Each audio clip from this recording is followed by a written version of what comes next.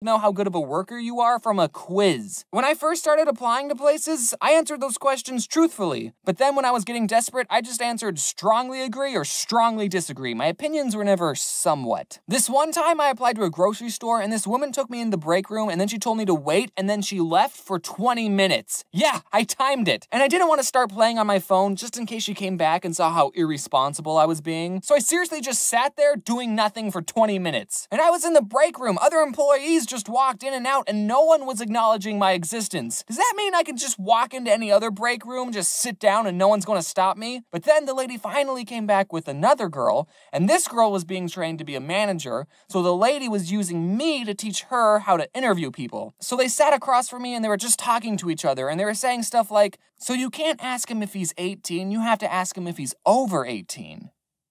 Are you over 18? No. Okay, so you're gonna check the not hire box right there. I applied to a Chipotle and I freaking got an interview, right? They didn't hire me, obviously. But then I applied to a different Chipotle and I got an interview there too. And apparently the other Chipotle snitched on me because I get to this Chipotle and the lady there asks me, did you already apply here? And I told her I got an interview at a different Chipotle and she sits me down and starts telling me about how Chipotle is looking for a certain type of person working for them. But all I heard was, get out of this store, you stupid, stupid boy. What makes you think I would ever hire you? Certain type. Are you looking for a person who puts all the sour cream on one half of the burrito? Is that what you mean by certain type? Because you seem to have an excess amount of people of that certain type. Hashtag boycott Chipotle because he didn't hire James like 3 years ago. Apparently, I was that certain type of person who worked at Subway because that's where I finally got hired. I'm not sure if that's an insult or not. And okay, I don't want to brag, but I was one of the best employees that Subway ever had. I was always on time or 5 minutes late, no in between. I never called in last minute saying I needed someone to cover my shift. In fact, I think I covered the most shifts. And whenever I closed with another person, the manager would usually complain about the work the other person did. So all those places that didn't hire me, you missed out. So this next story happened after I got a job at Subway. I didn't want to work with sandwiches anymore, and I didn't want to keep being paid minimum wage. So I actually like math, right? I'm pretty freaking smart. And hold on, I just need to say something. A lot of people ask me what I was going to major in college because they think I did something artsy and that's what they want to do. I actually majored in math education. That's right, I wanted to be a math teacher, not this artsy stuff. Ugh. So I applied to be a math tutor at my community college. Like, that would have been the perfect job. I'm a math education major, I want to be a math teacher, and this job would give me good practice for the actual job. So in this interview, they gave you a practice problem, and then you had to teach the people giving the interview, which makes sense. I think all jobs should have a practice instead of an interview. For some stupid reason, I was only allowed to teach the math that I had completed, and I did AP Calculus in high school, but for another stupid reason, the credits didn't transfer. Maybe it was because I didn't do the AP test, who knows? So I had to do calculus in community college again. So when I was applying, I could only tutor algebra and trigonometry. I got my practice problem, and it was so obviously a calculus problem. It was one of those, this is person A's distance over time, and this is person B's distance over time. Who's going faster at this time? Okay, that's an easy problem, okay? Take my word for it. But since these people I was quote-unquote tutoring didn't know calculus, I couldn't use calculus to teach them. Do you guys know what a derivative is? No. And I did my dang darndest best teaching them what calculus was, but then at the end, they told me that I did it wrong. Like, my answer was completely wrong. They said something like, oh, I was assuming they were going the same direction. I don't freaking know. And I felt super stupid and embarrassed. And I told them, yeah, okay, I'll leave. And as I was walking to my car, I was doing the problem in my head, and I was like, no, I did it right. And then in the car, I even got out a piece of paper and I did the problem again. No, I'm still right. So the whole time I was so bummed out. I totally blew that interview. They're not gonna hire me. But then that night I got a phone call and it's the people and they told me, hey, so we're talking about that problem with some of the calculus teachers and they all agree that problem has some elements of calculus. So that leads me to believe that these three really didn't know what a derivative was. But then they told me they'd give me a second chance. Ooh, I was ecstatic. I had to go to Target and buy another nice shirt because I only own one nice shirt and it'd be weird if I showed up in the same shirt. I get there, I get the problem about a farmer and his fence. I totally nailed that problem. I knew exactly how much fence that farmer needed to build 2 pens, with one being 2x plus 3 units larger. His farm animals were going to be so happy. Hit me up if you need any more help, dude. The whole time I kept asking them, do you guys understand? And they said, yeah. So I thought I was doing good. I left feeling a lot more confident. But then they never called me back, so I didn't get the job, even though I bought a nice shirt from Target, and I kept working at Subway, and the world lost what could have been an awesome math teacher that day. This is what I'm thinking. They're probably just embarrassed that they gave me a calculus problem, and then I totally got it right in front of them, and then they thought it would have been awkward if we worked together. That's totally what happened. It wasn't because I actually got the problem wrong, or I was a freshman and all the other tutors were in their mid-20s. The point is, I'm not going to be teaching math anytime soon. Unless I freaking make a video about it, like that Khan Academy guy. Man, do you know how many tests I didn't fail because of that guy? I love that guy. He should adopt me. So here's a little tip for job interviews. If you're ever going to do one, you should always wear your seatbelt.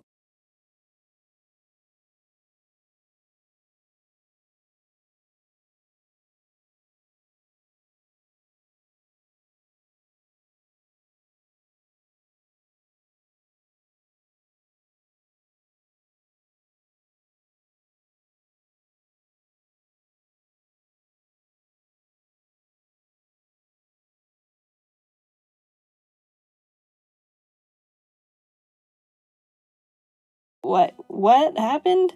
Wait, I'm not ready to be.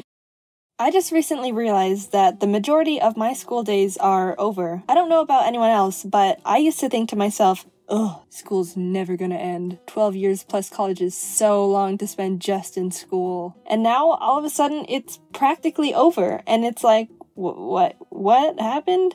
Wait, I'm not ready to be an adult yet. And you know what else is scary? I don't remember pretty much anything I learned from grade 6 up. It's just a jumble of English papers and random history I didn't care about. Kind of makes you question the education system when you think about it. So I don't remember a lot of the things I studied during school, but I do have a lot of dumb, random memories that I, for some reason, haven't forgotten about over the years. For example, in first grade, I lost my front left tooth in the middle of class and started bleeding all over the place. And the teacher had to stop in the middle of class to get me a tissue and one of those little teeth envelopes to hold the tooth I just spat out. I don't know if schools still use those, but they were the funniest concept to me. Like, you come home, oh mom, you got mail. Oh, what is it? Oh, it's not much, it's just my freaking gross saliva-covered baby tooth I ripped out of my head in the middle of school. Does school still do this? I don't know.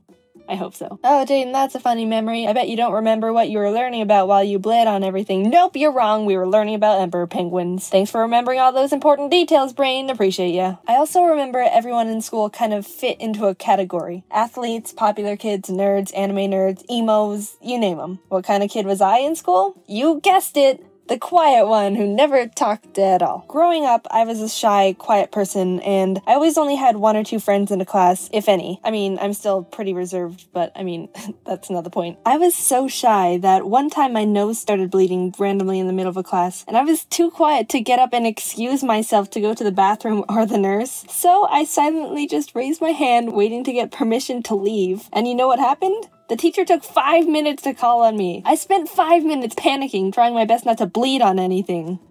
Looking back, there was a lot of blood involved in these memories. One time a teacher asked the class a question, and a few people raised their hand, but as he was looking around the room, we made eye contact. Oh god. Jaden! Crap. Everyone knows, if you don't want to be called on, don't make eye contact. It's school 101. I don't know.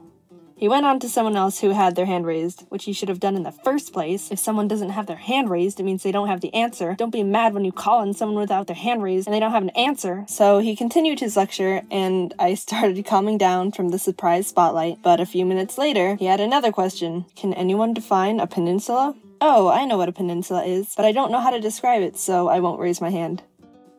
Jaden! What? Are you actually trying to give me a seizure? I don't... Do you know? No, but... No, well, I mean, yes, I know what it is. Then he yelled, "Then tell me!" The class laughed because he was being sarcastic. I thought it was funny too, but for some reason I almost started crying. He didn't call on me the rest of the year. Alongside being the shy girl, I was also known as being the art kid. I think everyone who's artsy in school can relate. Whenever someone found out you like to draw, it would immediately turn to, "You like to draw? Can you draw me?" And the answer would always be, anyway, like the nice way of saying, haha, that's a silly question. No, of course I don't want to draw you. And several years later, to this day, people are still asking me if I would draw them things. And the answer is still, no. In my middle school art class, on the last day of school, we had a little celebration end of the year art competition. Not a drawing contest, but who's the most passionate about art and is most likely going to do something with it in their life and not just drop it and get a day job sitting in a cubicle all day. Contest. Me, having pretty much zero self-confidence, already accepted the fact that someone else would get it. I wasn't sad or anything, I just knew in my head people weren't going to vote for me because, 1, I never really talked to people, and it was a class vote, and 2, I don't know, I just didn't think I was good enough. But to my surprise, I actually won! I was so startled when the teacher called my name, like, what? Me? Are you sure? You don't want to count the votes again? Kathy's pretty good. Everyone likes Kathy. Freaking Kathy. Then high school happened, and I met my high school art teacher. This guy was... I don't know how to describe him. I've never met someone so psychopathic. To start, he had this obsession with Pirates of the Caribbean, and even though there's nothing wrong with that, I mean, everyone has their fandoms. He would sit back at his desk and blast different remixes of the Pirates of the Caribbean soundtrack. Even when we were all trying to draw, he would hop up onto desks and scream, "Swing your sword!" while whirling around a golf club with a paintbrush taped to the end of it. No one knew what he meant. We didn't question anything. He hung a pirate flag on the emergency fire sprinkler. A bit of a safety hazard if you ask me, but again, no one questioned him. And one time on a random day of class, "Arrgh, draw me!"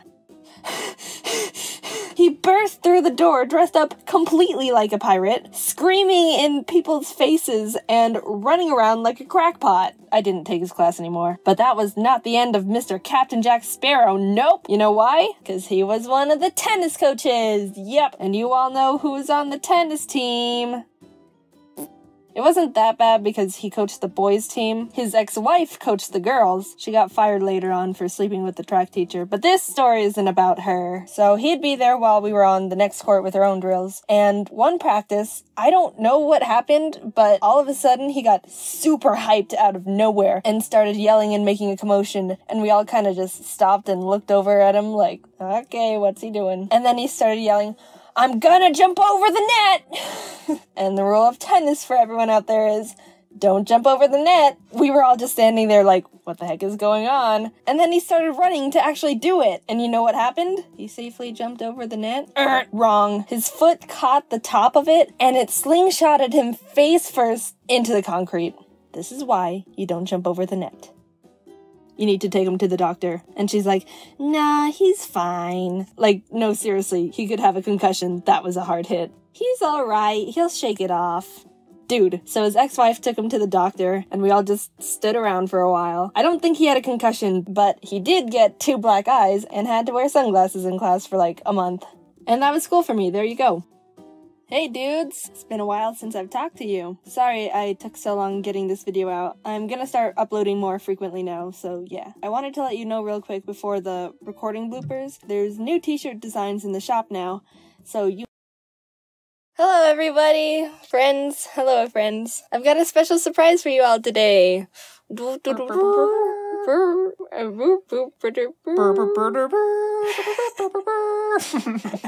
It's James. Hey, how's it going? Heyo. Most of you should know him from The Odd Ones Out. Yee.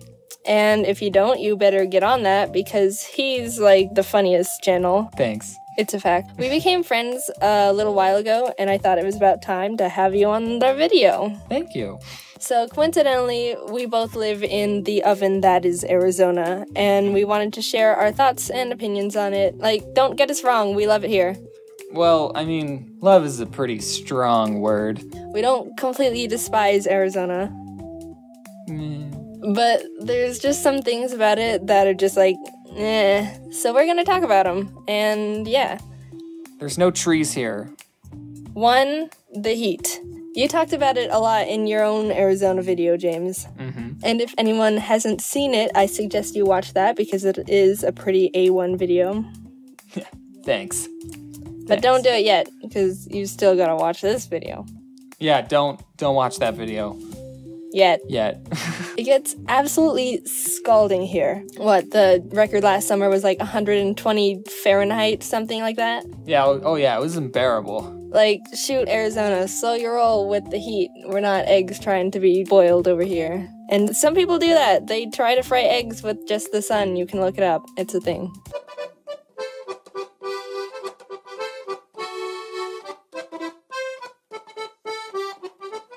Oh, it's disgusting. You didn't put any salt on it. The heat is so bad, especially in the summer. If you wanted to do anything outside, then you had a 50% chance of having a heat stroke. It's just a risk you had to take. Also, cars become literal toasters. You open the door and you're hit with just a massive wave of just Satan. And you'd sit down with like as little skin touching the seat as possible, and you kind of just have to wait and sit there, wait for the heat to die down just enough to be able to do anything. The seatbelt's too hot, the dash is too hot, the steering wheel's like, holy Jesus. You think we're exaggerating, but no. If your car was parked in direct sunlight, you have to wait for it to cool down because you have to touch the steering wheel to drive. And you don't want to be driving like you're playing hot potato with the wheel. I think someone needs to invent like a little compartment for holding oven mitts or something in the car, because that's really the only way you can actually drive without burning your hands off. If someone actually does that, then we should get 50% of the profit because we came up with that idea.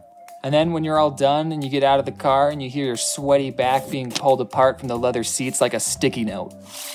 It's gross. 2. Cactuses. Cacti. Not a lot of places have cacti. Only Arizona, Texas, Nevada, and New Mexico have natural growing cacti. And a tiny bit of Mexico. So some people who visit are like, ooh, look, cacti, cool. Sure, they're cool to look at, but I don't get why they're so excited about cacti. They're freaking everywhere. Yeah, living with them is the worst. When I was growing up, I lived in a cul-de-sac neighborhood where the road looped around a little desert patch. Well, when I was learning to ride a bike, I was pedaling down the road towards the neighborhood, and I didn't turn with the road because I didn't know how. So I rode straight into the desert center and ran into a little cactus patch. I don't remember much about it because I was little, but it was pretty scarring. Literally. Also, there's a type of cactus called jumping cactus because they jump out and attack you for no reason. Guess who? Cacti are jerks. 3. The wildlife.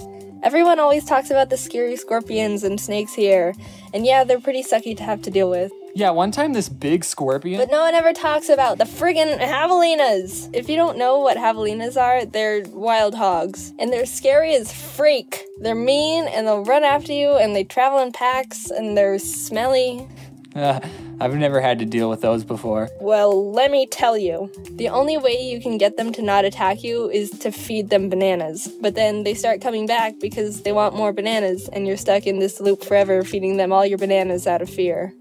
They're like ducks, but worse. If ducks were big, ugly, hairy monsters who wanted to eat your bananas.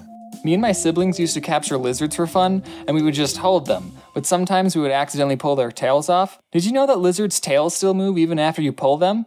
I knew that. Also, at night, the cicadas would be really loud and annoying. 4.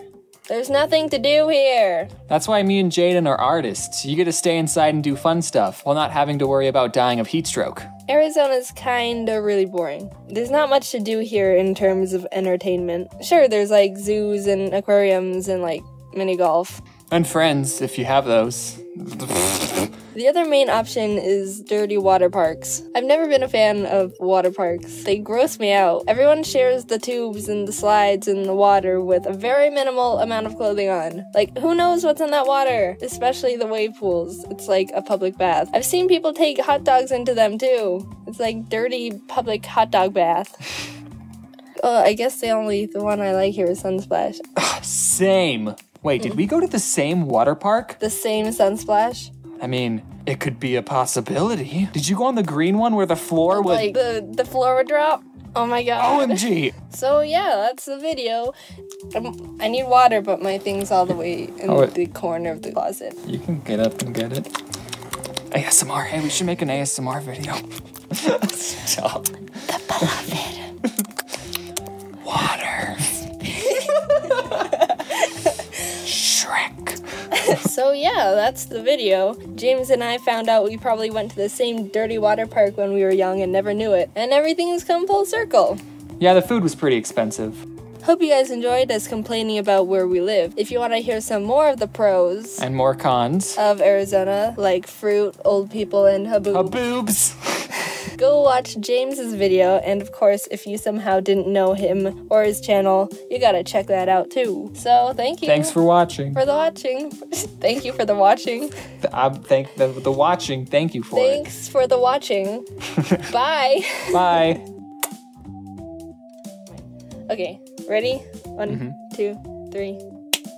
Ah, I'm sorry. Okay. Okay.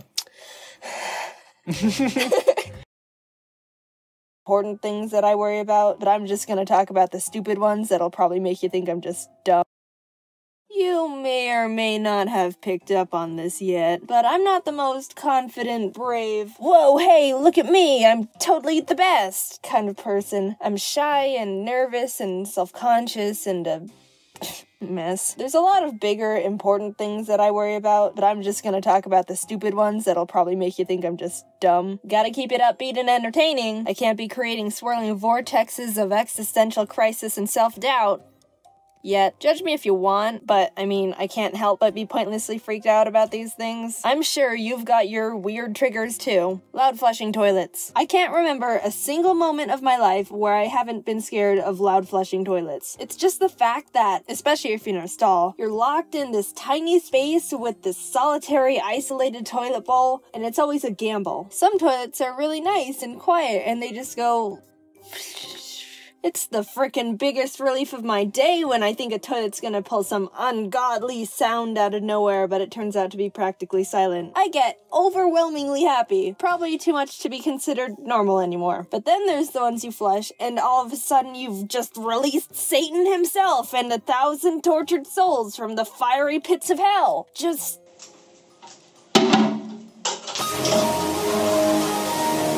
I go into mental breakdown stage. I can't even move. Have you ever seen the videos of like goats or some other animal where they just freeze and fumble over if they get startled?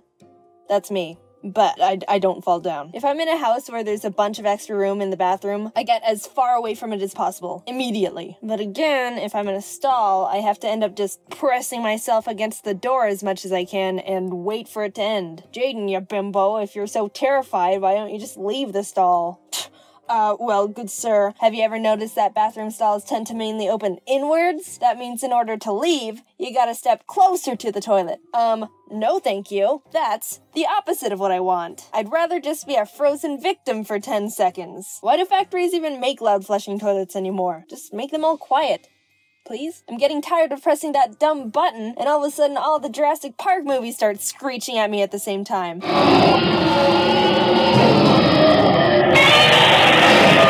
I'm slowly falling into insanity. Speaking of bathrooms, you know those public hand dryer things? The ones where you have to stick your hands in and it blasts air? I can't do those. I have this image in my head where I put my hands in and then some cyborg future handcuffs lock onto my wrists and I get kidnapped by a hand dryer. Like an evil bathroom transformer waiting for its next human victim. Well, too bad, you dumb hand dryer. You can't fool me.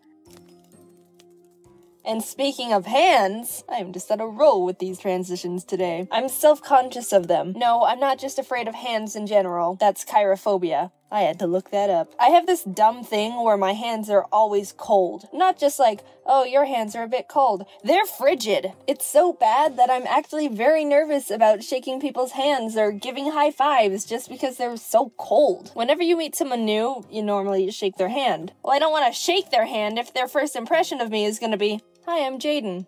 Boom, I'm secretly an ice witch, and you've just been cursed with the power of 1,000,000 ice cubes. How about instead of shaking hands, we just do finger guns? I like that idea much better. Like, we've all been in that situation where you have to say bye to someone, and it's like, well, shoot, am I supposed to shake their hand, or hug them, or whatever other confusing goodbye motion?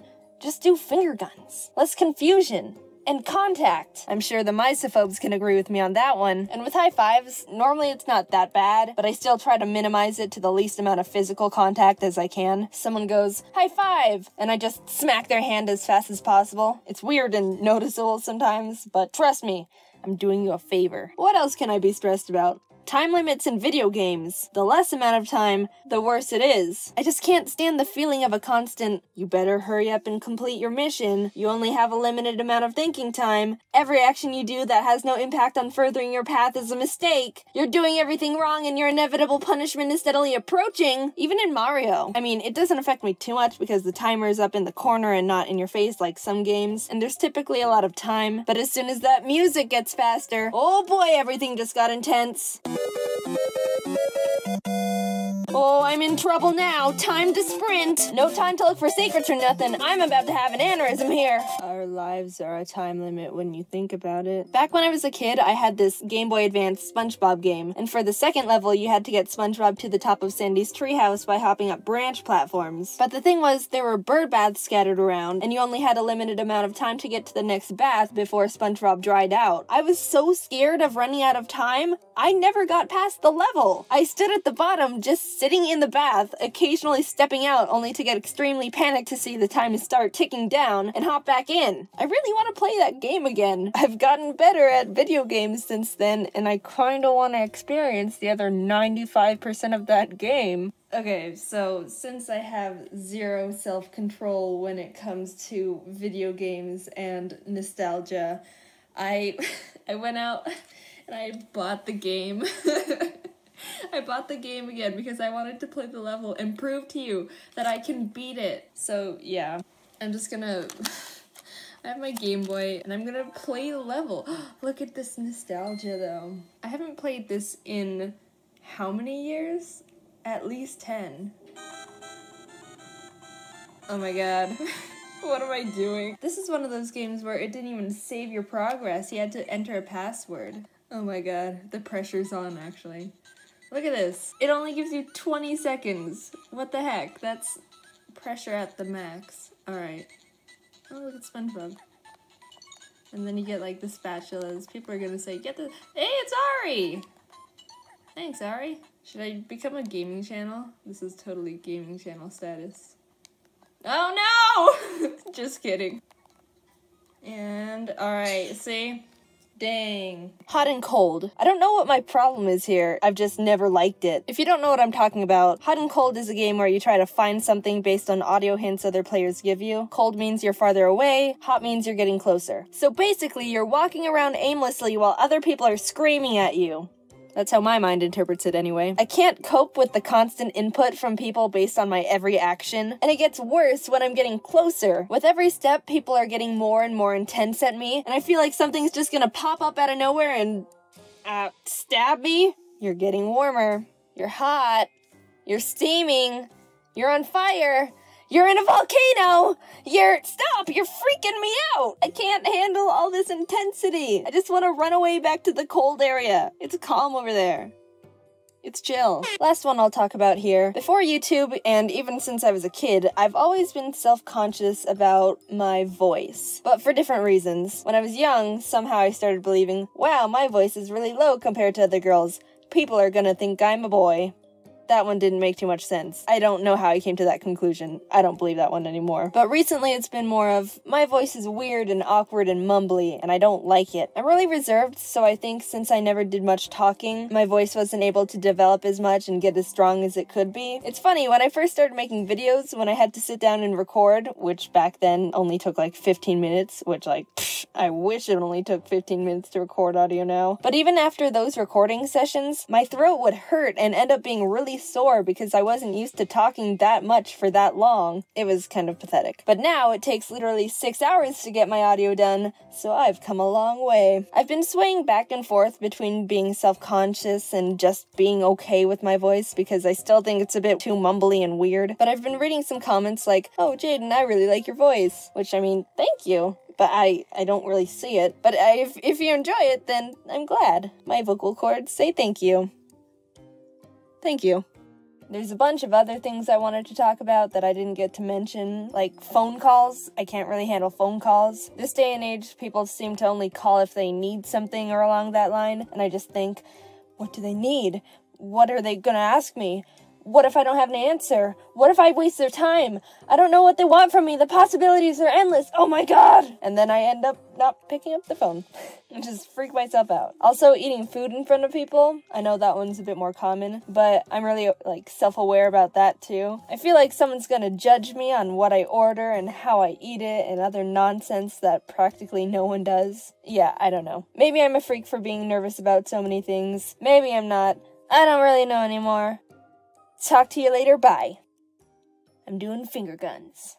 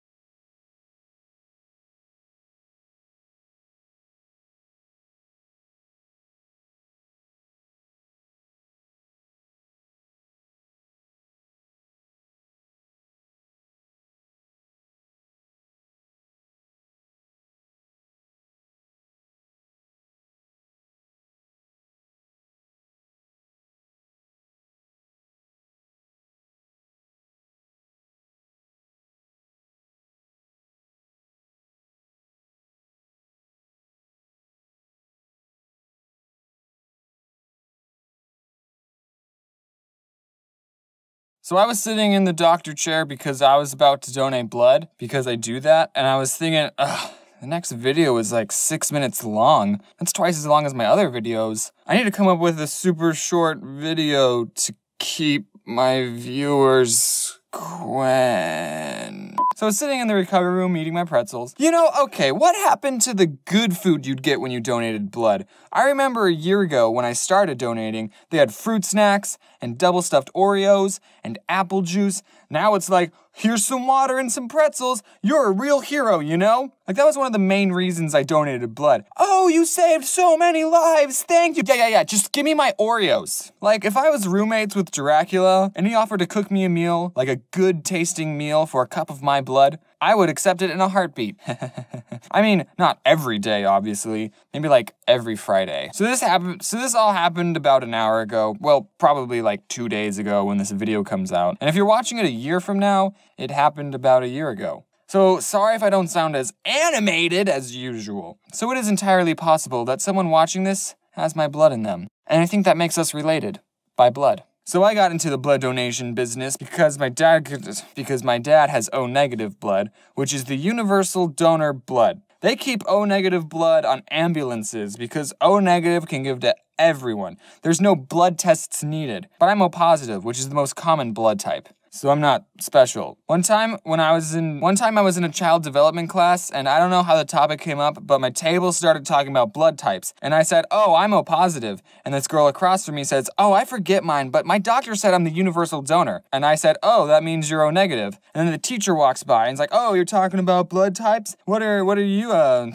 girl? And she says, O neg. She said, oh, neg. Like, so many people have asked her what her blood type is, and she didn't want to waste her time any more than she had to by saying a tiv. You didn't even know what your blood type was until I said it. And then I don't remember why, but she got her donor card out of her purse, and it says what blood type you have, and she says, huh, on here it says I have O positive. So I guess O positive is the universal donor. And you know those moments where you want to argue with someone because you're so obviously right, but you just don't care enough and you don't want to talk to the person any longer than you have to? You know those moments? So I go, oh, yeah, I guess you're right.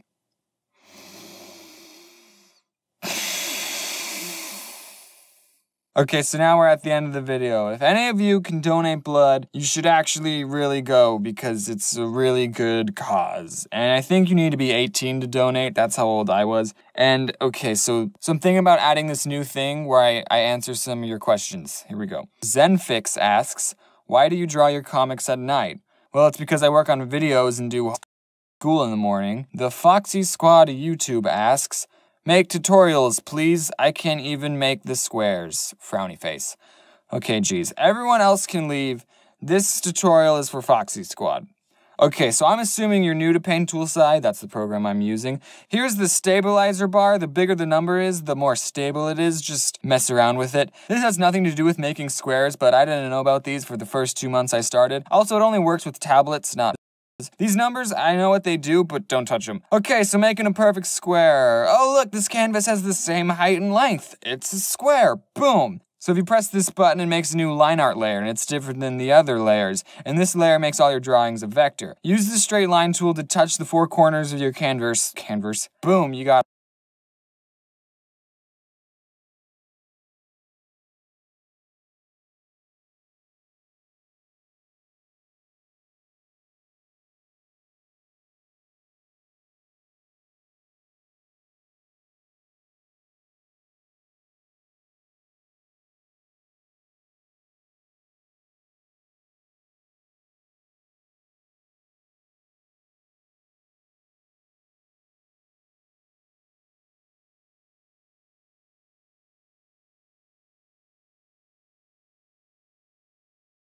You know, I've realized something. If I keep making videos about my life stories, then soon I'll run out of life to talk about. Which is why sometimes I'll agree to do a thing just so I can make a video about it later. Perks of being a YouTuber. So my mom is friends with this junior high school teacher. Kudos to any junior high school teachers watching. It amazes me that anyone would be okay sitting in a room with 27th graders and not even getting paid that much to do it. My mom was talking to her like moms do, and I guess I came up in conversation. And my mom told her that I wanted to be a math teacher, but then I became a YouTuber instead. So my mom's friend, I'll just make up a fake name for her.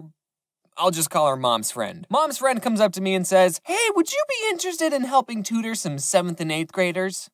Ew. I think the only reason she chose me was because 1, I'm good at math, duh, and 2, I'd be good with kids or something. I told her I'd do it because 7th and 8th graders are the worst kinds of people. Unless you watch my videos, then you're cool. I'll finally get to live my half-hearted dream of teaching kids math. Now, I didn't make this video to talk about math, okay? That's boring. Before I even started tutoring these kids, Mom's friend asked if I wanted to chaperone on a field trip so I can get to know them. Okay, 7th and 8th graders are between the ages 11 and 13, aka the worst time to be alive as a human. You're going through puberty, you're super self-conscious, no one wants to be your friend. 7th grade is just one big popularity contest, and everyone's losing. No one looks back at themselves when they're in 7th grade and thinks, yeah, I was alright. There's definitely some Sevies watching right now thinking, oh, I'm not that bad. Doesn't matter who you are, you're gonna look back on these years and hate yourself. I remember when I was in the 7th grade, I noticed all the cool kids wore really low socks. The shorter the sock, the cooler you were. So I always wore the lowest sock possible. Most of the time, you couldn't even see the socks. It looked like I was wearing nothing. That's how cool I was. Sometimes I put on girl socks because they were the lowest socks I could find. I was so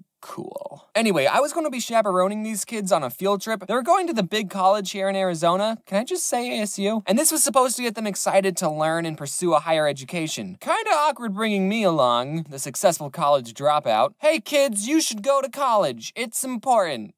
I don't count though, and I didn't know what to expect on this field trip. YouTube says my biggest demographic is 18 to 24-year-olds, but I don't think that's true, because it's usually kids leaving comments and emailing me asking to collab. Either they're the loud minority, or there's a bunch of kids lying about their age on YouTube. I walk into the classroom, and everyone's head turns. Is that the odd ones out? Oh my goodness, that's the odd ones out! Kids started forming lines, they were taking pictures, they were hugging me, and I'm just kidding, that didn't happen. No one cared. They were all still talking in their clicks. With all the kids I've talked to over the internet, that sounded wrong. With all the kids I've talked to, I was hoping that at least one kid had seen my stuff. But nope, so I just sat in silence and played on my phone. We get on the bus. I don't remember where I said this, but on school buses, all the cool kids sit in the back. Well, this time the opposite was true, because I sat in the front. We arrive at the college, I go to this group of kiddos and I say, so what do you want to be when you grow up? And at that moment, I realized I sounded exactly like one of those adults who try to talk to kids but have no idea what to say. I was planning on them saying astronaut or doctor, and then I was going to say, well, you could learn that in college. That's what I was going to say. So what do you want to be when you grow up? They said nothing. They didn't say anything. They just looked at me like, why is this old guy trying to talk to us? So then I just walked away. All right, I need a new question. I wanted to somehow bring up, hey, I have over 1 million subs on YouTube. But that's tacky. You don't just start conversations like that. Sub counts have to come out naturally. So I went up to a new group of kids and I said, so, do you guys watch any YouTube videos? And most of the kids did the same thing, looking at me like I was weird. But one kid said, rice gum. Ugh, ew. Here's actually the story of how I met Rice Gum. So I was at VidCon and all of a sudden a huge crowd of people just goes running by. And I said, who's that? And someone else said, Rice Gum. And then I said, oh, who's that? And I didn't really meet him. My friend Gabe did though. So we were given a tour of this college and it was actually kind of interesting because it was the college that I would have attended if I wasn't trying to save money. It was fun seeing what could have been. There were other junior highs doing tours at the same time, so we crossed paths with this preparatory school. I'm guessing it was a preparatory school because they were wearing uniforms. And this one kid in the other group just pointed to me saying, the odd one's out, the odd one's out, over and over. And I just said, hey, back to him. And that was it, we just kept walking. No pictures or high fives. Man, why couldn't have that kid been in my group? Preparatory kids are so much cooler. So we do the tour, and I was in the back not talking to anyone. We ate lunch, and there was actually a kid in my group who did know me. His name was Connor. I think he was too shy to talk to me at first. Thanks, Connor. Where were you when I asked your peers what they wanted to be when they grew up? But he was cool, we ate lunch together. The field trip was almost over, and I kept thinking, man, I did not connect with these kids, like, at all. Well, they are only 7th and 8th graders, so it's not like I need their approval. Hey kids, I have 1.8 million subs on YouTube! It was tacky to use my sub count to get validated by these children, but after I said that, everyone loved me. I think I made a good connection with them. And okay, all the kids I tutored that were failing math, 90% of the time, they weren't failing because they didn't understand the material. They were failing because they were missing assignments. So alright, I'm about to tutor everyone watching this video. And this goes for you college folks too. Kids, turn in your work. Even if it's late, it's better than a 0. All right, lesson's over. We're not gonna do an end card for this video because I wanted to show you guys something. Here are all the cards.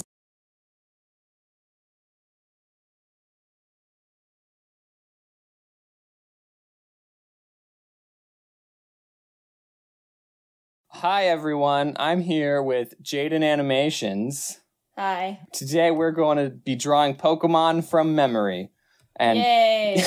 we're going to do one from each generation, and there's a time limit of 4 hours per picture, so. Alright, so strap in. This is gonna be a long video, everyone. Alright, so your Gen 1 Pokemon that I chose for you, Omnite, Lord Helix. And yours is Meowth. Meowth?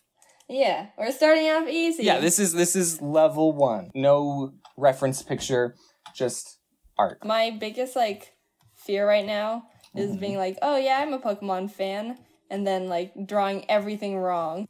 Oh no, I feel like I should have studied for a test. I feel like I'm in school again. Why is this so hard? He was, in every episode. Does he have a nose? I can't remember if he has a nose or not. Lord Helix, I'm sorry. Oh, crap. Oh, that's on the same layer. Oh, no. Maybe since he's a villain, he should be you know? He's a bad villain. Not bad as in evil, but bad as a bad villain. Actually bad. When I'm going to be editing this, I'm just going to have a picture of it, just off to the side. I really feel like I'm missing something, but I don't know what else to add. I mean, it's just a shell and then something popping out of the shell, right? Yeah, I think so. I think I'm done. Should we be giving any drawing tips? I always say practice. That's true. And people are like, Jaden, no, say something else. I'm like, I don't know what else to say. So you guys just have to practice. I can't remember if Meowth has a nose. I'm looking at it with and without the nose. So, whatever. Okay, it's done. It's fine. Lord Helix himself. Aww. You actually did color it. Aww. You're pretty spot on. Yeah. Does he have a nose? No. He doesn't? I'm missing a couple of these. Whoops. And his eyeballs are this, you know. Yeah, okay. Alright, next one. Next one. Your Gen 2 Pokemon is Houndoom. The grown-up of the Honduras? Is that the baby one? Houndour and Houndoom. Whatever, Pokemon Master. And yours is Flaffy. Flaffy? Yeah, do you know which one that is? Explain it. Mareep, the sheep one. Uh-huh. The very first sheep. Yeah, the pink one? It's the second one. Wait. So it's like a sheep, an electric sheep, and that's pink. Yes. I got it. A little sheep afro. Oh, I'm doing it on the same layer again. Let me just extend the canvas. Here, you know what? I need to restart, like, a lot of it. I thought you were going to say, I need to research. I'm like, hey! It's the whole point of these. Is it weird that I actually sketch with a stabilizer? I think it has ears. Yeah, it totally has ears. I know he has a skull on his chest. This looks like a seashell. Something's off. I can't think of what, though. I know it has little, like, sheep fur somewhere else. I don't know. I was just drawing Manectric yesterday, and this is like the opposite. It's like the fire doggo versus electric doggo. Wait. Oh, okay. I thought you were talking about the thing I was drawing. I was like, wait, my thing's a doggo? I thought it was a sheep. Okay, I'm kind of done. Are you done already? I mean, like, are we ever really done? When did we start? We should, like, check the time every time we begin. Mine's not colored, and I think I'm missing some details, but I think it's as good as it's gonna get now. Okay, well, now I'm not done coloring it. There's totally something missing. Did I even get the color schemes right? I'm oh man. So this is what I drew. Aww, it looks like cotton candy. Yeah. That's Aw, adorable. yours is that's like really good. It's like wearing kind of like a turtleneck skeleton. You put the fluff on the wrong side of the belly. You're right. All right. All right. Next one. Next one. Yours is Absol. Absol? That's the white little wolf thing, right? Yours is Flygon. Flygon? Yeah. Is that too easy or is that too hard? That's too hard. Which Pokemon did you, like, stop playing the games at? The third one, Ruby and Emerald. I was caught up with all the hot new trends up until the fifth one. When I was choosing your, like, 6th generation one, there were some that I was not recognizing. Uh-oh, what if I chose that one? Then you're in trouble. People are gonna be like, how do you not know who this looks like? It's easier when you watch someone do it, okay, guys? Oh, man. I got the ones that were aesthetically pleasing to me. You mean the ones that were cute? Is that just how you say it? I was never, like, into the cute Pokemon. I was, like, the really cool ones that were, like, powerful and stuff. I have not gotten that far into the drawing, so if we, like, cut to you and you're, like, almost done, that'd be embarrassing. Do insects here?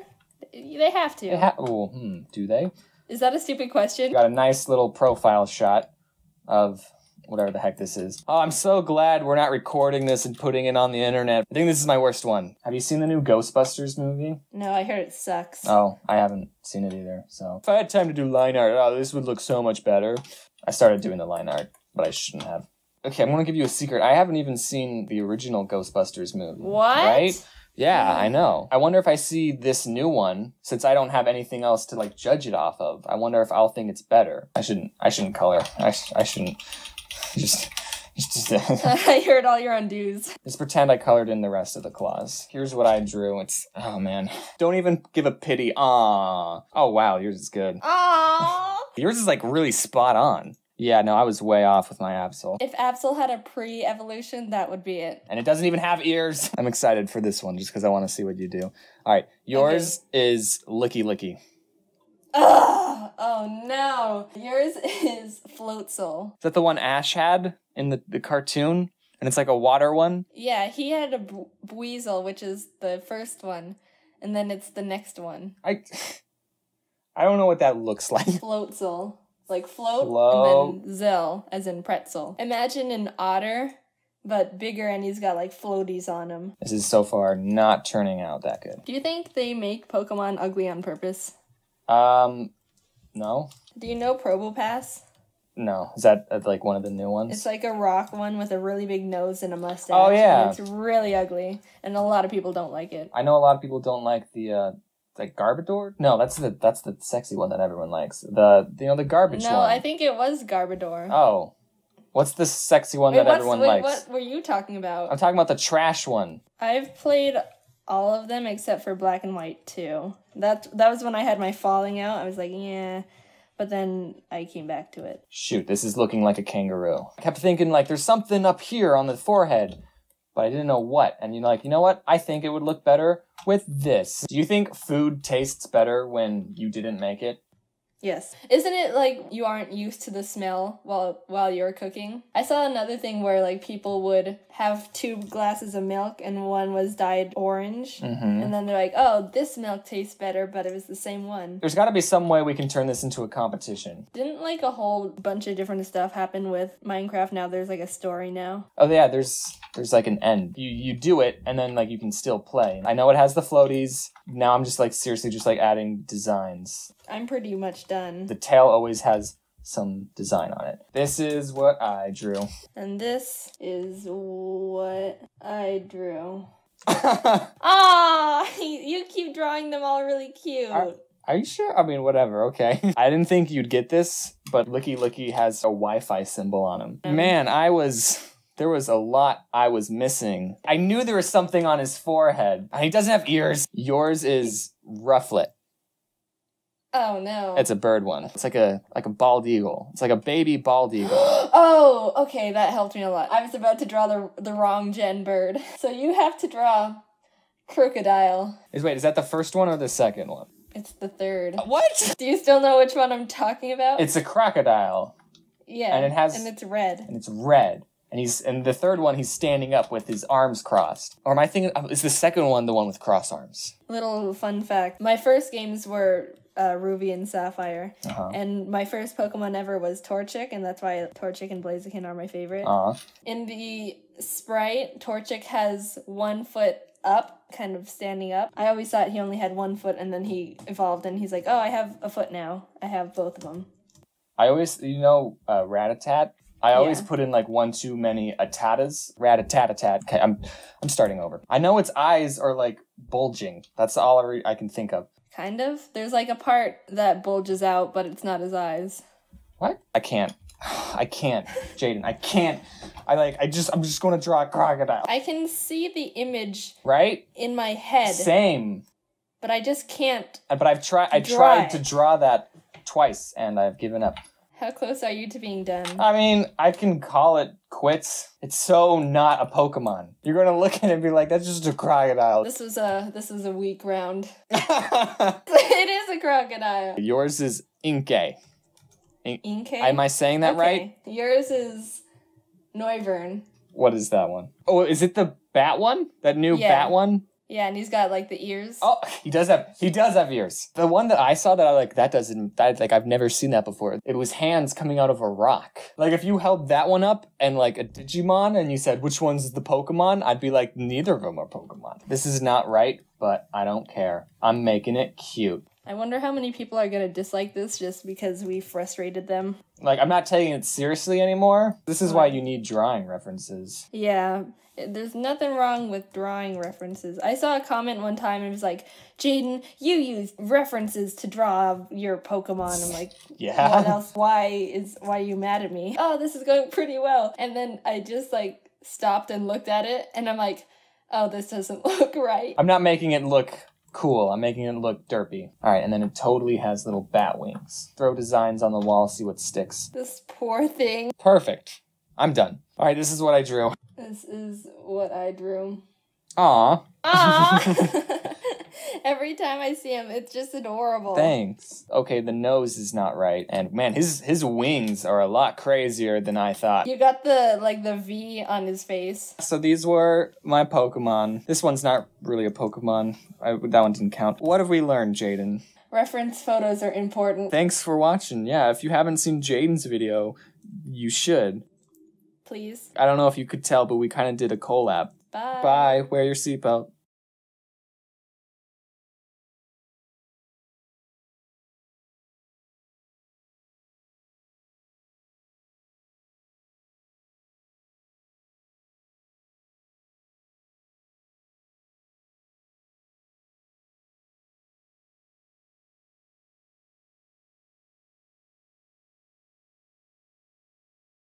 Huawei.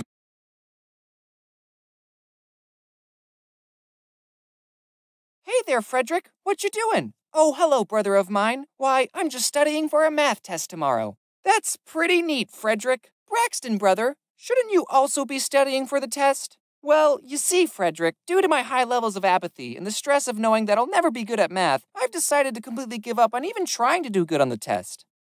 So, what are you gonna do instead? Oh, I'm just gonna go watch some YouTube videos. School sucks! Especially math. Ugh! When will I ever use geometry/trigonometry/calculus in the real world? I think you're only saying that because you're bad at geometry/trigonometry/calculus. Why is everyone so quick to hate on math? Math is easy. How many essays did you have to write for math class? Oh, that's right, e to the I pi plus 1. Which is 0. One thing I would change about math class is I think it's dumb that you have to show your work. Ugh, do you know how much harder it is to cheat when you have to show your work? Dear Math, solve your own problems, tweeted MattPat. I hate Matt, replied Protato Gamer. Hey, that's not very nice of you, Prote. All I did was tweet about math. Maybe what you really hate is spelling. Or maybe you really do hate MattPat. Well, 2 can play at this game. When will I ever need to know about the themes and symbolisms in To Kill a Mockingbird when I go into the real world? That's right, never! You don't need to know anything to be in the real world. Okay, I think we can all agree that a lot of what school teaches you isn't that important. And there's definitely more important things schools could be teaching you, like taxes or how to pick a good president. But I'm not the one who makes the curriculum, so why am I even talking about it? Regardless of how broken your education system is, you should always stay in school, kids. Right, Dave?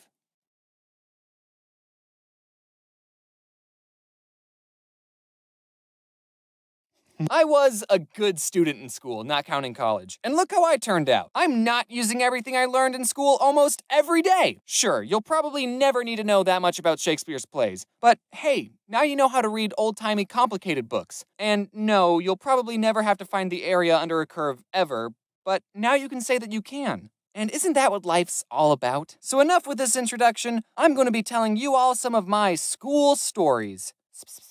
What do you mean Jaden already made a video on school stories? Did she call them school stories? I already stole from her like 2 videos ago. Okay, I'll think of something. So enough with this introduction. I'm going to be telling you all some of my academy anecdotes.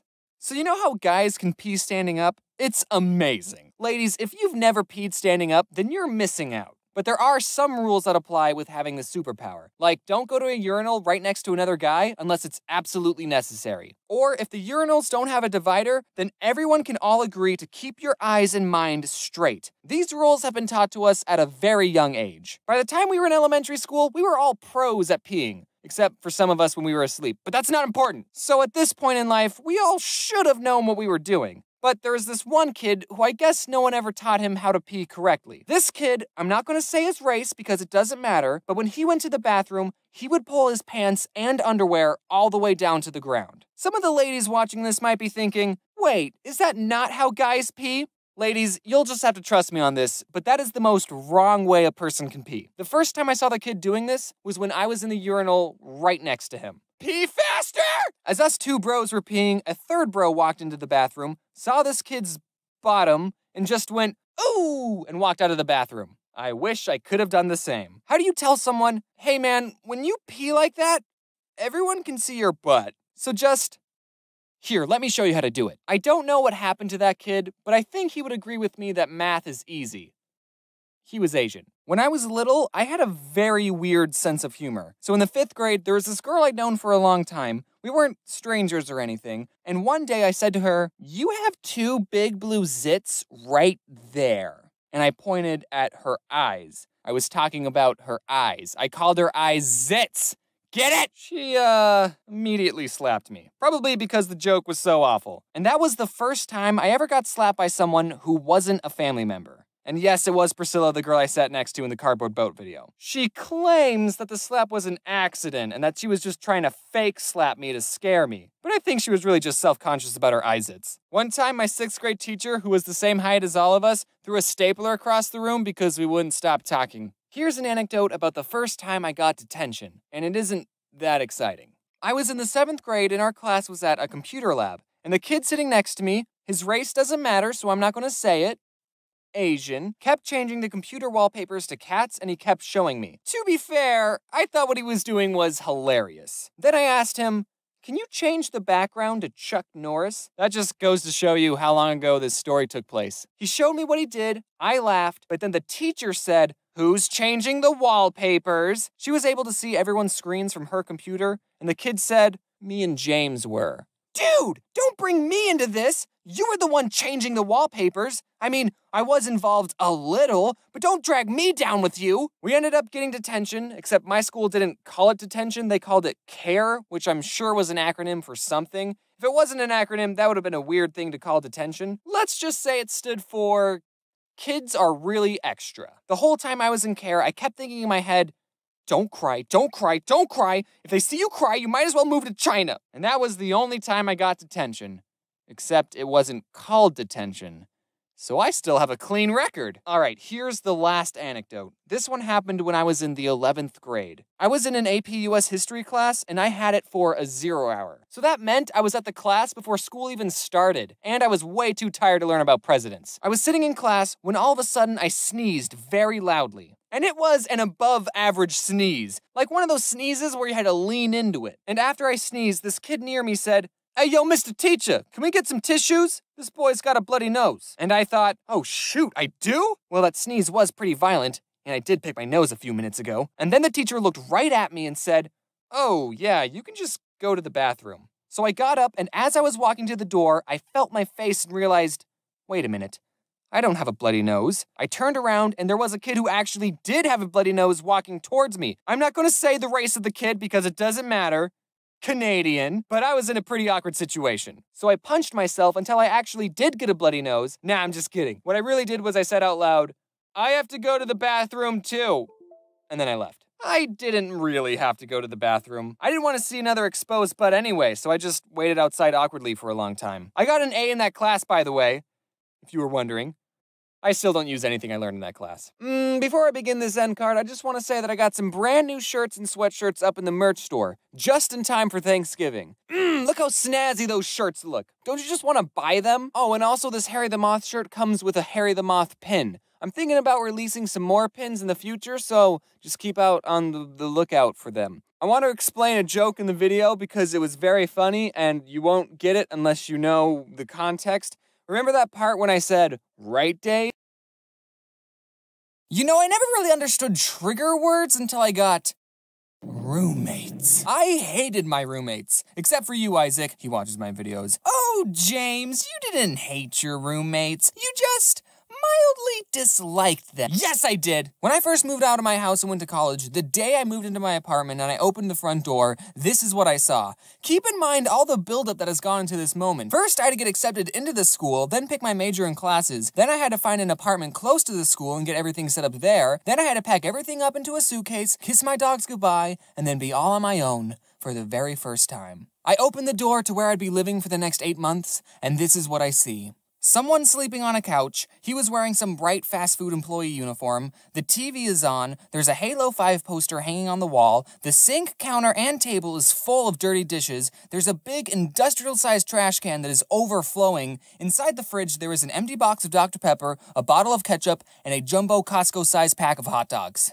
Where did all these dishes come from? Fun fact, those hot dogs were still in the fridge when I left. But the worst thing that was there was about 1 million basketball cards just lying on the floor. I'm not even exaggerating, here's proof. Okay, so I got a single room because I brought all my drawing stuff, and I would feel bad if I shared a room with someone and he had to deal with all my drawing stuff being there, and also I wanted to be alone. Looking back, I'm so glad I got a single room because that room couldn't even fit myself. Literally, I could stand in the middle of the room, hold my hands out, and without moving my feet, I could touch the walls of the room. Maybe I just have long arms, I don't know. I mean, I could settle for a small bedroom, but what made living there so horrible were the roommates. What I didn't realize is that these boys also got private rooms, so that means that they too were socially awkward and kept to themselves, which you might think is a good thing, but you'd be wrong. On the first night of being by myself, I unpack all my drawing stuff and I set it all up. Then I turn on the computer and the screen is just black. Nothing was turning on. I tried everything to fix it and it just wasn't turning on. Eventually, I contacted the people who made it, sent it in, and then I got it back working. But during that week while the tablet was being fixed,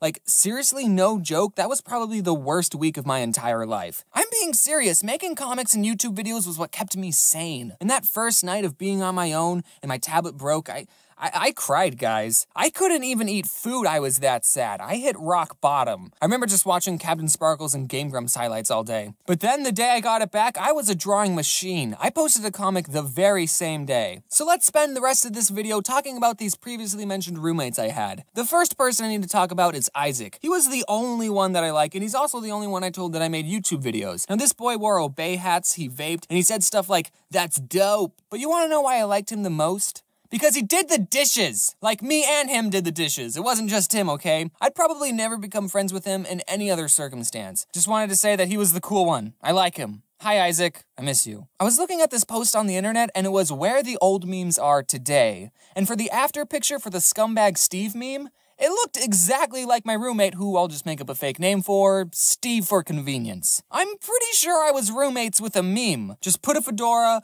on this meme, and boom, that's my roommate, Steve. And it was a very fitting meme, too. This guy wouldn't do the dishes, he always cooked this ramen thing in the microwave, and would leave this gross juice stuff behind. So then when I would go to use the microwave, it would get my paper plates soggy. So I would have to check every time before I used it to make sure there was no juice stuff behind. And also at night, he watched anime without headphones, subbed. Anime has a certain sound to it, I don't know if you knew that. It's like normal Japanese, but really emphatically. Luckily, it was usually late at night when he started watching, so I would just have to get to sleep before he started and I would be all good. James, why didn't you just ask him to turn it down? I did! One night I went into his room and I said, "Hey man, can you turn it down?" And you know what? He did turn it down for that night.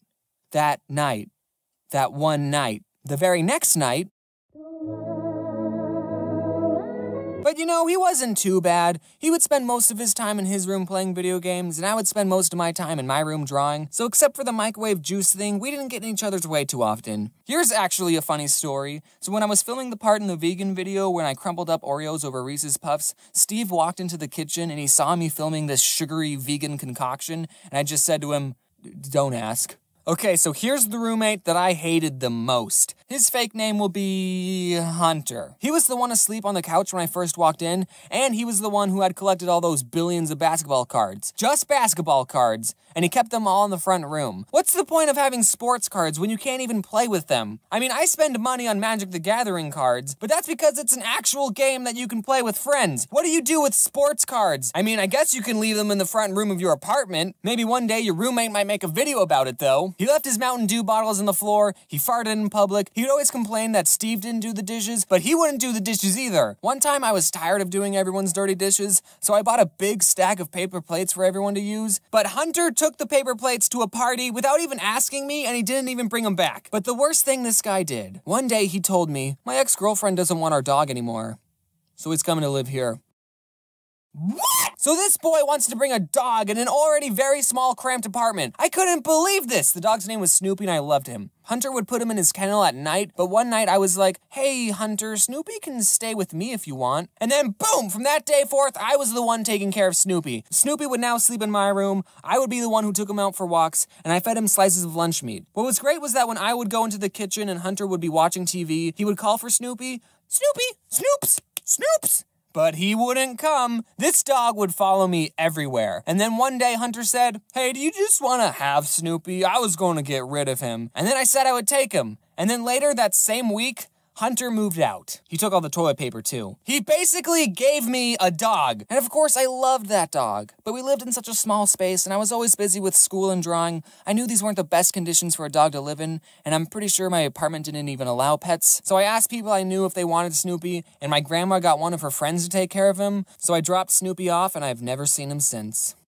And that's it, the end. There was another roommate who I didn't even mention. He always worked a lot, so I didn't really see him too much. He had an electrical toothbrush, and I think since I was already mad at my roommates, when I would be trying to go to sleep and he would start brushing his teeth, I would hear the electrical toothbrush going, and I would just start shaking with anger, like, just use the normal toothbrush, dude! Also, I want to thank you all for 1 million subscribers. I mean, as I'm recording this, I don't have 1 million just yet. But hey, when this comes out, maybe I'll have 1 million, who knows? I'm counting my chickens before they hatch, there could be another YouTube purge. But the next video will probably be the 1 million one, so cool. Okay, thanks for watching. Wear your seatbelts unless you're my roommates. Hi, Snoopy. His name's Snoopy.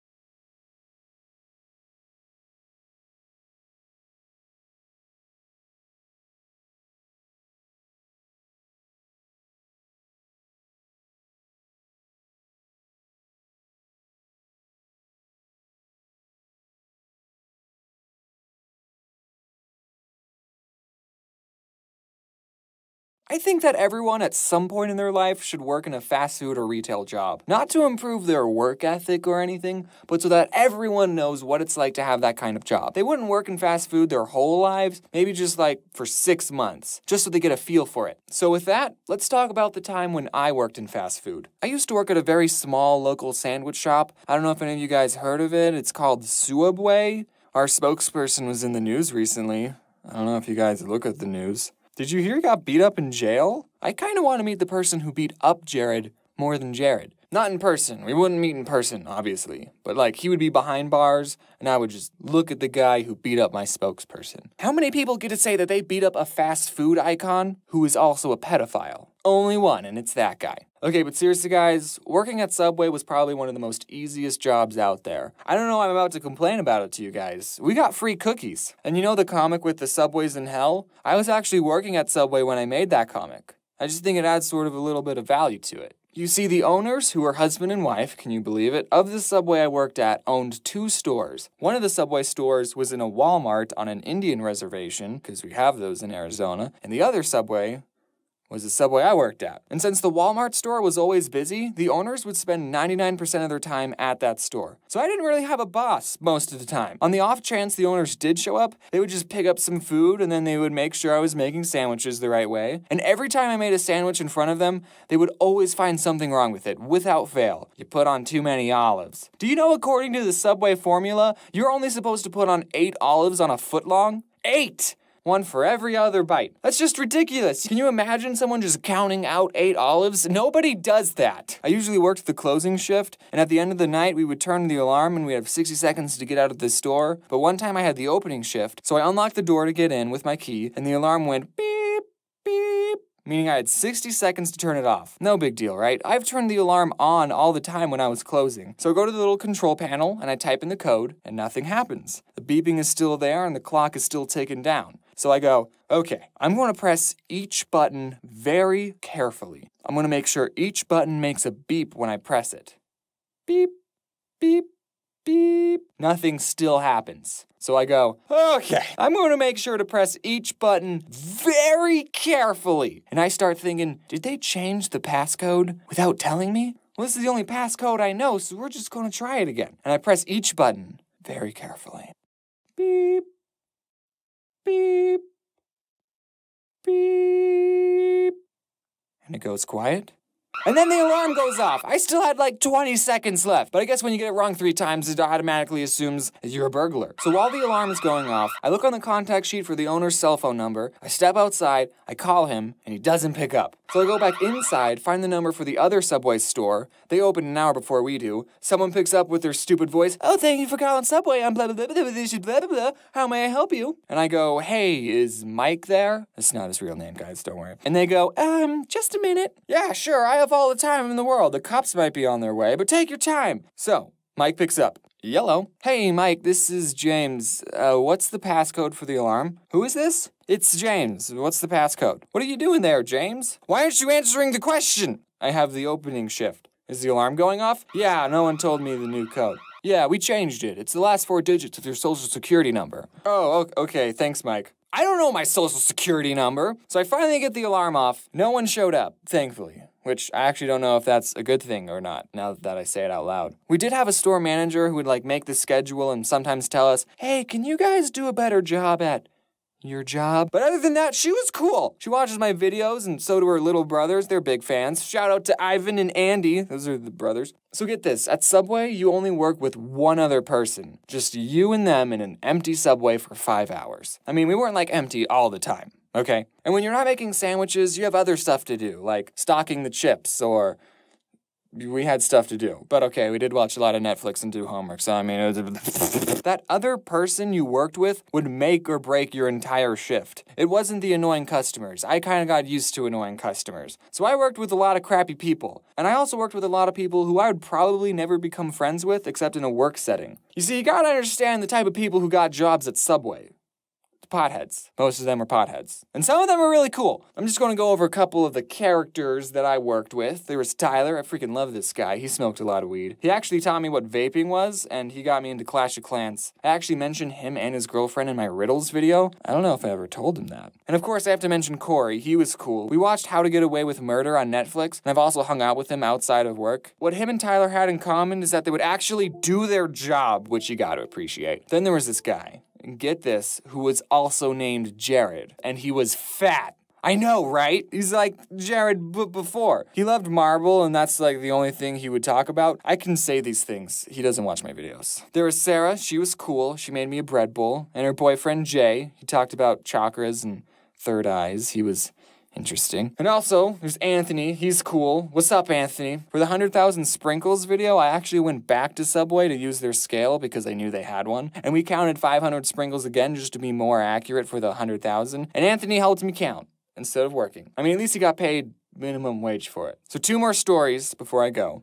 One time, Jared asked me to take out this pile of trash, and I was like, oh, okay, I'll just put this pile of trash in the dumpster. And as I was taking it out, I saw that there was a chip poster in the pile, and I thought, this is too cool to throw away. I'm gonna keep it. So I took it home with me, and then the next day when I went in, people were saying, oh, where's the chip poster? We can't find the chip poster. We haven't seen it anywhere. And I'm thinking, I have the poster. I decided not to tell anyone that I had the poster. And it's still hanging up in my room. Sorry, boss, if you're finding out about this now. Okay, and then the other story, I was working with a manager and we were just making sandwiches like usual. And I noticed that when we toasted a sandwich, it would burn the paper a little on the edges. That probably shouldn't be happening. So then a customer asks for just bacon toasted. And the boss lady puts some bacon on paper and then puts it in the toaster. And we don't have a setting for just bacon. So then when she opens the toaster, there was a fire on the bacon. So then she starts to whack it with the little metal tray thing, but all she ended up doing was fanning the flames, making the fire bigger. You got this, right? Then I went in the back and I got the fire extinguisher and I actually used it. I single-handedly saved that Subway. Wait, what have I done? Is it okay if the bacon's a little crispy and has nitrogen and carbon dioxide stuff on it? Wow, I didn't even mention a single bad customer experience. Well, I don't want the video to be too long. I should make a part 2. I'm gonna make a part 2 and it's just gonna be stories about annoying customers that I had to deal with. And if anyone I used to work with is watching and I didn't mention you, it's because I hate you. What else haven't I tried? I want to break free. Where are all the ladies? A lady came in and said, let me talk to your manager. And I said, I can give you her phone. You want to know something sad? I've earned more money from the 2 Subway videos I made about working at Subway than I did actually working at Subway for over a year.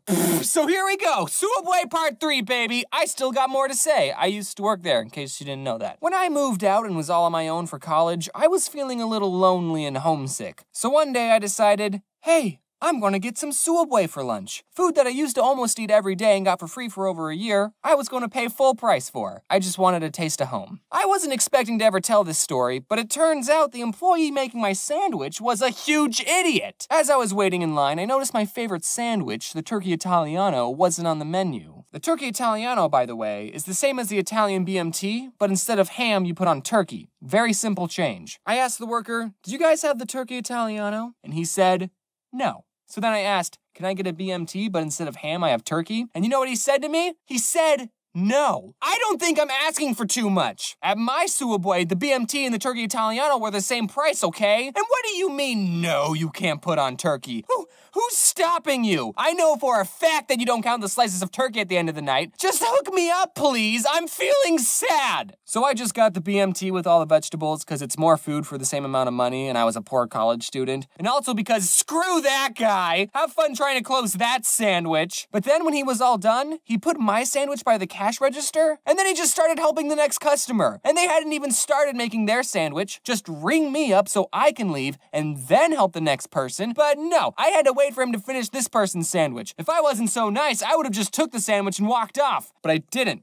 because I'm so nice. I've realized telling you that story, it sounds like I'm one of those customers who complain about everything and say, let me talk to your manager, but really the whole time I just stood there awkwardly. But I think I can complain a little bit. I used to work at a Suabwe. I know how things are supposed to work. Suabwe, if you're somehow watching this, you need to hire more people.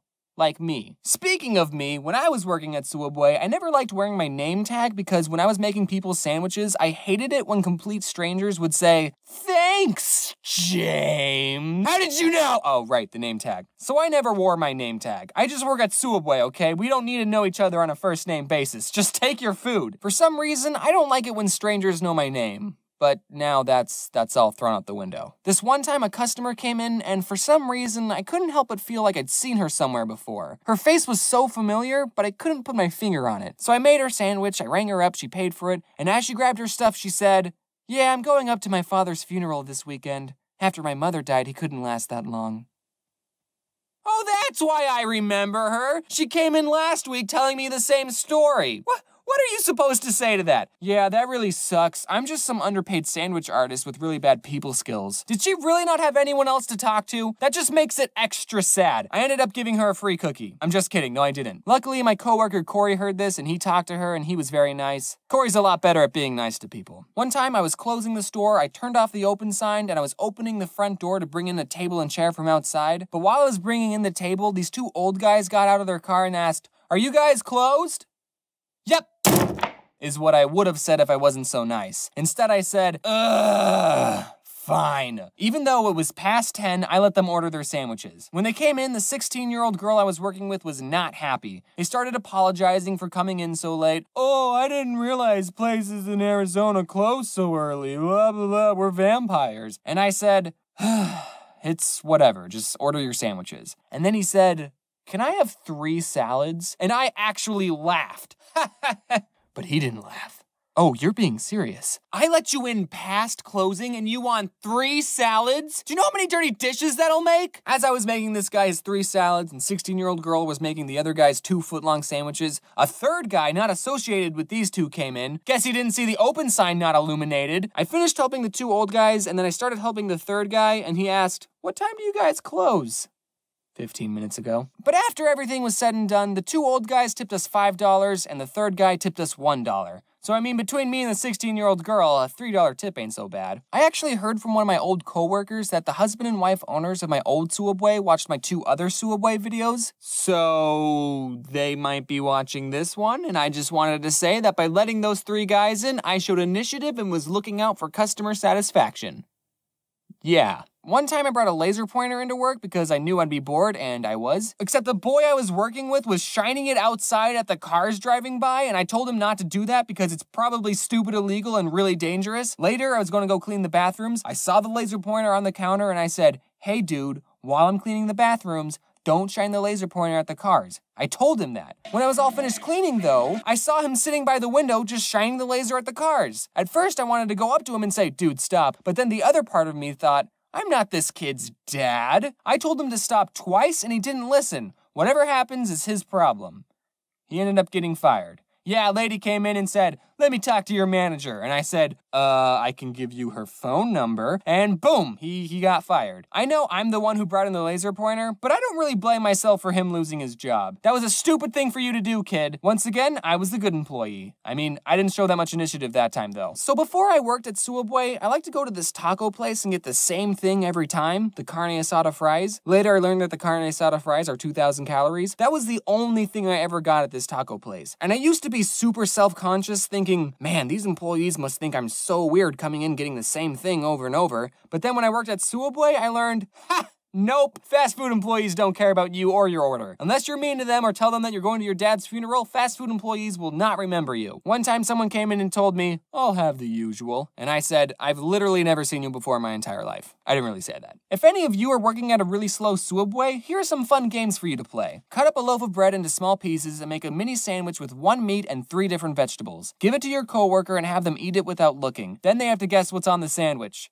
and that's it. You can set up a point system, like they get 1 point for every ingredient they get right. Also, you can do the same game by mixing up 2 sodas and have them guess. You can walk into the freezer and see how long you can last. My record's an hour. You could bring in some vanilla ice cream and just make all sorts of stuff with that. You could make root beer floats. You could take 2 cookies and put ice cream between them and make a cookie ice cream sandwich. 16-year-old girl made this thing, I think it was called the Kazuki. You put cookie dough in a bowl and then you cooked it, but not all the way, and then you put ice cream on top of it, and it was super good. You can make nachos and bread bowls, and we wasted a lot of food. I still don't know why that guy didn't give me a turkey Italiano. I mean, at my Subway, we made bread bowls and nachos. Okay, all right, here's my favorite Subway sandwich besides pastrami. The pastrami's good, but it's expensive. So the next best thing, aka what I usually get, is the turkey Italiano on wheat bread and provolone cheese. And whenever I made mine, I would put on extra meat and extra cheese. So I guess if you want to recreate my sandwich, you have to get double meat and double cheese, which, if you ask me, is the standard amount of cheese and meat you should put on a sub. Toast it, obviously, and then you put all the vegetables on it besides banana peppers and jalapenos and only a little bit of pickles. So actually, I did ask the first guy to put on all the vegetables, not out of revenge, but because I actually like all the vegetables on my sub. Then a little bit of mayo. They normally put on so much mayo, just ask for 1 stripe,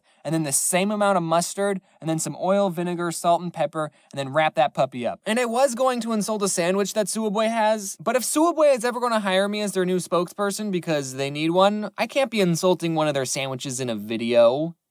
It was the meatball. The meatball's a horrible sandwich. Okay, there are good meatball marinara sandwiches out there. It's just the ones at Subway are dumb. I do want to say something about the plushies. I know I said in the last video that they were going to be out by Christmas, but that didn't happen. They were shipped out late. But as of right now, they have shipped already, and you should have gotten a confirmation email. So if you haven't gotten yours, then they should be arriving very, very soon, is what I'm saying. Thanks for watching. Happy, good way to start out the new year, and wear your seatbelt.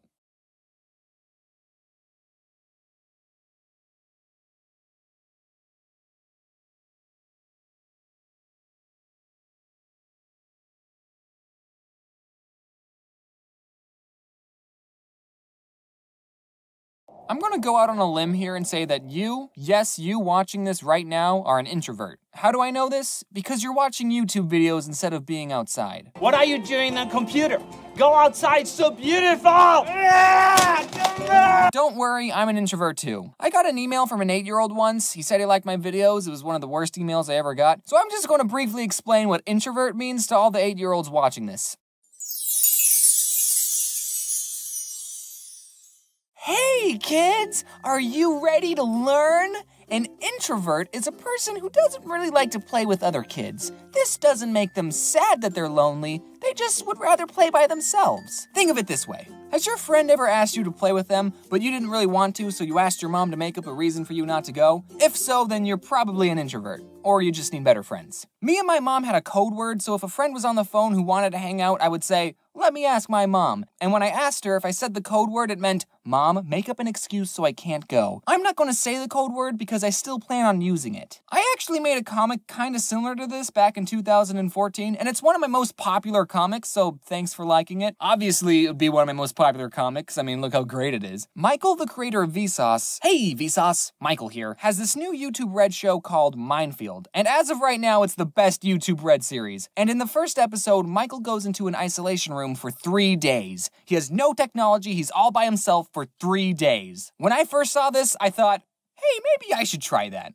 Yeah, 3 days of nothing but your own thoughts. I can think of comic ideas, I can write a book, and I don't even have to write any of these ideas down because everything I say is being recorded. This could be my next vacation. Also, speaking of YouTube Red, hey Susan, I heard you had a new spot open for a Red series. I have this great idea called a YouTuber swap. It's like wife swap, but with YouTubers. Just hit me up if you're interested. Now, don't get the wrong idea that I'm someone who hates people. I don't. It's just if we're strangers, then I'd rather not talk to you. Unless you're a stranger who's a fan of my videos. Okay, we can talk about me all day. Bringing up a point from the last video, don't be afraid to talk to me. You know, every YouTuber is in a weird position with their fans because if you meet me, you already have a pretty good idea of who I am as a person. For instance, you know how long I wet the bed, but for me, I have no clue how long you wet the bed. So, what are we talking about? I'm okay with having a conversation with people, okay? It's just that I'm never the one who starts the conversation. But again, this doesn't apply to fans. I like to think that I'm decent with conversation, but I don't really know how good I am at it. I did fail public speaking. But on occasion, there are times when it's awkward not to talk to a stranger. One time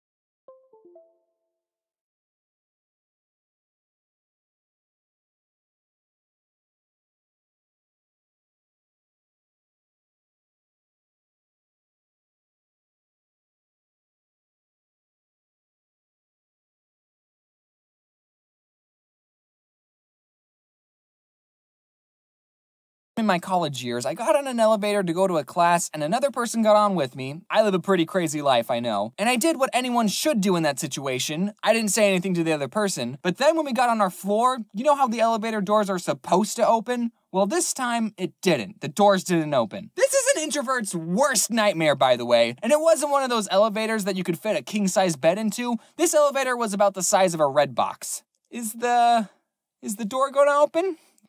Seems like it should open by now. What do you do in that situation? You can't not talk to the person you're now trapped with. So, what class are you going to? Physics? Oh, that makes sense, because this is a science building. Enough time had passed where we started looking up the school's number to tell them that we were stuck, which is what you're supposed to do, right? There's not like a button on the elevator that you can press to call for help, right? But luckily, while we were doing that, for whatever reason, after a solid 2 minutes, the door decided to open. And just the wave of relief that went over me and this kid. Oh, I thought we'd be in there for hours. I hope I never see you again. Same. And that's why I'm never going in an elevator again. It's too risky. I think the problem I have is that I'm bad at starting conversations. Normally, if I'm talking to someone who I don't know, I'll ask, so, how was your day? But if your day was anything but good, I don't want to hear it. My dog died. Yeah, they do that. Why is starting a conversation so hard? I only know like 3 good conversation starters. The first one is, how was your day? And if that doesn't work, I start talking about all this crazy weather we're having. And in Arizona, there's really only one weather. Hot. Although it did rain like 2 weeks ago. And lastly, if I have nothing else to ask, I hit them with a really hard question. What color's your toothbrush? Mine's red. To start a conversation, sometimes people will ask, what's your favorite blank? I have nothing against these types of questions. I think it tells you a lot about the person you're talking to, but there's one form of this question that I really hate. And it's the question, what's your favorite candy bar? And I hate this question because my favorite candy bar, and I will stick by my answer no matter what you think, is M&M's. It's not a candy bar. Ow! What an astute observation! I'm a very simple man, all right? I like my chocolate pure. Sometimes when people ask this, I think, I should just say Twix. People won't get mad if I say Twix. But then I remember, screw Twix, I like M&M's. But James, why don't you just say Hershey's bar? Because Hershey's makes a mess on your hands and they don't come in convenient bite-sized pieces, while M&M's hard outer shell improves their overall texture. Why am I even having this argument? I had a friend tell me, well, James, I really like Smarties, but I know they're not a bar, so I don't say they're my favorite candy bar. First of all, dude, Smarties? Really? Squid up? No! Squid neutral! Alright, dude. So, if you actually want to learn how to steal your roommate's food, that just means you're stepping down to the scum of this earth level, alright? You're joining me. I'm already in the scum of this earth, alright? We can join together. But just know you're a piece of shit. No one likes you. Alright, first step is to analyze why you actually want to be this level of scumness, alright? Is it because your roommate's food just looks so delicious in that fridge, just tempting you all the time? Is it because you have no money, you can't pay for the scrumptious foods, or, your college is expensive or whatnot? That once you know the real reason, now you can become a scum, alright? You're gonna become like a vulture, dude. Actually, vultures finish their food off, so you're gonna be like the reverse vulture. Alright, you'll just be a ninja vulture, alright? You'll like come in and then leave before, leaving a trace, ninja vulture, alright? You're still there waiting for the food, but you won't show that you actually took it. The food will still be there. You just took a sample of it. Alright, dude, remember, quantity over quality, alright? Don't go taking whole pieces of something. Like, don't take a pizza slice from a pizza. That's way too obvious. That's so obvious, alright? You could try fries, mashed potatoes, macaroni, celery sticks, carrots, whatever. Those lame foods, alright? Anything with quantity, alright? Alright, so let's say your roommate has fries. You're like, oh yeah, that looks scrumptious. I really want to grab that when he's like sleeping or something, alright? Make sure you plan your attack, alright? Is he going to bed? Is he going to work? Is he at school? Make sure your other roommates, like let's say you had 3 or 4, let's make sure that they're all gone. You have to make sure you're by yourself, and that when you're in that fridge for like that split 2 minutes, alright, no one will walk in and see you just like scattering around, alright? Plan your attack, okay? Alright, so there's fries in the fridge, alright? So you're gonna go in, and you're gonna see the container, alright? Analyze it. use your eyeballs, take a photo of it, just remember it. Remember how it was and where it's been, and just like, if it's closed crookedly, make sure after you're done with it, just close it crookedly like the same. Make sure you leave no traces. So, your dude has like, let's change the mashed potatoes. Your dude has mashed potatoes, right? You're going in, you're like, oh yeah, mashed potatoes, I can't wait. So, you're gonna take a spoon, and you're just gonna grab just a sample, alright? Like a sample. Make sure you don't take too much. It depends how much mashed potatoes are packing, but usually you should be able to take a little bit amount, alright? Then, there will be a scoop. There will be a scoop hole in it. You're like, oh no. Do not leave it with the scoop hole there. What you gotta do is use your utensil and just flatten it out. Just flatten the whole thing out. So it's like you're like making a cake or something. All right. Now, just close the container, whatever container that you had it before. Remember, take that photo out of your brain and just bam, you're done. All right. Close it and just run to your room. Just like real fast, run to your room. Make sure no one sees what's in your plate. Even if it's not their mashed potatoes, all right, they're going to be fishy. All right. Don't let them be fishy. Be efficient. Ninja Vulture. Alright, so you'll just practice this. You're a beginner. Just keep practicing it, and then eventually you can get whole meals out of it. You take some of this, you take some of that. You take some mashed potatoes, you take some french fries. You take some french fries, you take some carrots. You take some carrots, you take some rice. Alright? Make sure their quantity is always packing, because if you take something that's not packing, they're gonna know. Remember, the more roommates you have, the more efficient this plan is, alright? If you only have one roommate, dude, you gotta be careful. They're keeping an eye on you. Now, if you keep, like, doing it, eventually they're gonna get fishy. Fishy, man. They're fishy. So, basically, they're gonna try to counterattack you. But there are ways to go around the counterattack. Counterattack is like, if they buy a fridge and just put it in their room, then you're doomed, alright? Your electricity goes up, and, you know how much it is for electricity per month with the fridge going on 24 hours? Me neither. I don't know. Anyways, there's the second fridge tactic, and there's also the putting name on something tactic. But it doesn't matter here. This one's easy to go through, alright? Just remember, like I said, just remember the same package, and then just don't take too much, alright? You'll be fine. That won't stop the Ninja Vulture. Now for other techniques. This one's one of my favorites, alright? So, you always gotta be constantly looking for new targets in the fridge, alright? Your face is in there, like, all the time. You're like, which one should I go next? If you're eyeballing the sandwich, you know it's a whole food, alright? You're not gonna be, taking that food, alright? You're not gonna be Ninja Vulturing that. But there is a technique to getting whole foods. So, what you gotta do is that you gotta keep an eye on that sandwich for at least, like, 2 to 3 days. Then you just, like, ask roommate A, that sandwich has been in there for quite a while, it might go bad. I think it's kind of a waste of food, And then roommate A might be like, oh, that's roommate B's. Or he might be like, oh, that's my sandwich. You can go ahead and have it. I don't think I'm feeling it. There's a reason why it's been out there in the fridge for quite a while. It's either they forgot about it, or they just don't feel like eating it, or, it's like lost in the clutter of all the fridge, And last but not least, if you notice that there's a Ninja Vulture happening to you, dude, just don't get mad, man. You're a Ninja Vulture too, alright? Just let it go. Just let them Ninja Vulture, alright? It's karma, I guess. But, I mean, if you really have a food that you really like, I guess you could get mad. But, basically, just don't get mad, dude. You're a freaking Ninja Vulture, dude. Alright, congratulations. You're now a scum of the earth. You're like a piece of fat fuck cheapo piece of shit. Alright, you can join me in hell. Alright, we're in this together. We're just like, one ball of barnacle scum. That's what we are. Congratulations. Hey, thank you for watching my video. I'm really sorry to all the roommates that, probably watched my video and they're judging me right now. That's fine. I always knew you guys knew anyways, so it's fine. Ninja Vulture, man. Squid up? No! Squid neutral! Alright, pulled into my driveway with my ghetto Corolla. I go drive by shooting every Wednesday, and I see this golden retriever just chilling on my front lawn. No leash, no owner.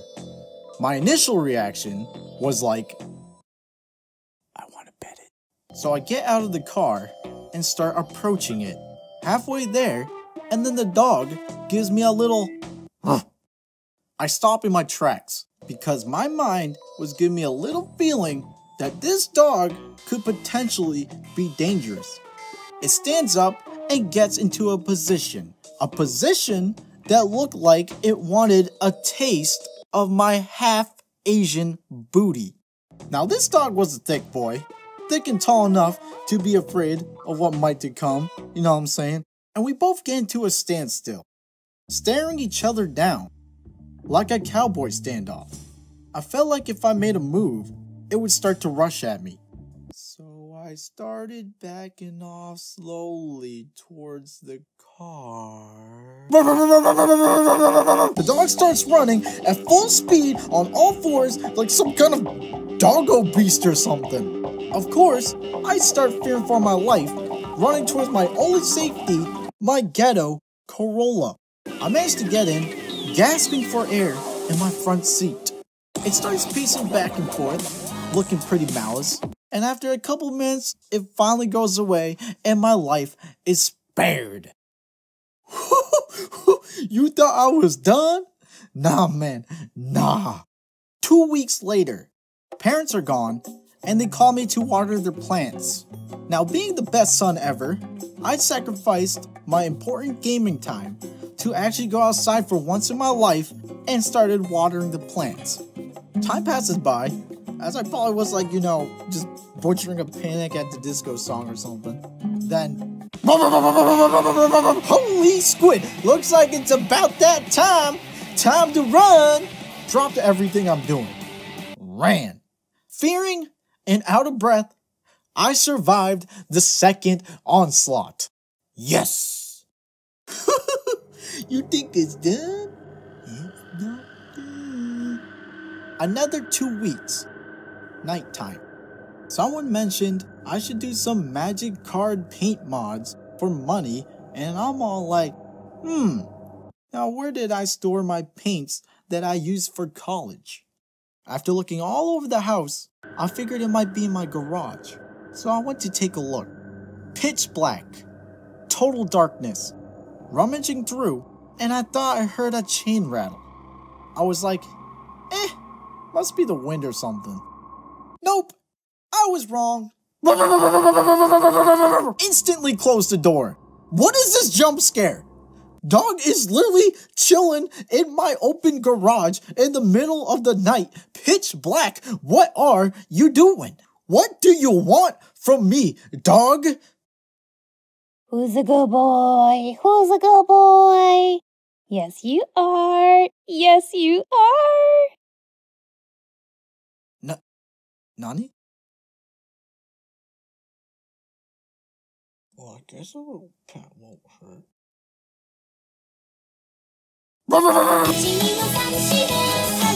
Alright, let's squid neutral. I mean, dog neutral. Ha! I know what you might be thinking. You might be thinking, Ditus, why are you so afraid of that dog? Bruh, that dog was huge, and it was running at full speed. For all I know, it could have some old Yeller syndrome and give me rabies, okay? I'm just making excuses now, but come on, dogs at full speed are scary, alright? Alright? I told my mom about the dog, and she said I should call the animal control, because, it's against the law to have dogs without a leash. But I thought I was like, I just let it go, because I'm like rarely outside anyways, so I just let it be. It's too much of a hassle, man. It's not like it actually hurt me, because, I... Squid up? No! Squid neutral!